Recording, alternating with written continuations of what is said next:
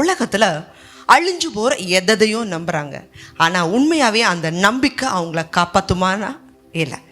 ஆனால் இன்றைக்கி நம்மளுடைய நம்பிக்கை ஆண்டவர் மேலே இருக்கிறதுனால நம்மளுடைய நம்பிக்கையை அவர் வெட்கப்படுத்துறதில்ல. இந்த சங்கீதத்தை எழுதுனது தாவீது. அவர் சொல்கிறாரு, நான் ஆலயத்தில் நாட்டப்பட்டிருக்கிற பச்சையான ஒளிவு மரத்தை போல இருக்கிறேன், நான் கர்த்தரை நம்பி இருக்கிறேன். உலகத்தில் எத்தனையோ மரங்கள் இருக்கு.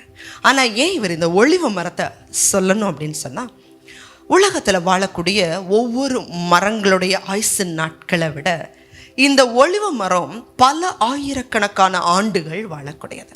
அது மாத்திரம் இல்லை, அவ்வளவு சீக்கிரமாக இந்த மரத்தை யாரும் அசைச்சிட முடியாது. துன்மார்க்கன் நிலை வரப்படுவது இல்லை, நீதிமானுடைய வேர் அசையாது. உங்களுடைய வாழ்க்கையில் நான் நம்பி இருக்கிறேனே, இது எப்படியாய் முடியுமோ நீங்கள் பயப்பட வேண்டிய அவசியம் இல்லை.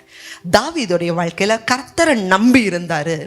அவரோட நம்பிக்கை அசைக்கிறதுக்கு சிங்கம் வந்துச்சு, கரடி வந்துச்சு, கோலியாத் அப்படிங்கிற ராட்சசம் வர்றான், பெலிஸ்தர்கள் வர்றாங்க. அவருக்கு விரோதமாக கொலை செய்யும்படி சவுலும் பல முறை தேசத்துடைய ராஜா அவர் எதிர்த்துனா யார் தப்ப முடியும்?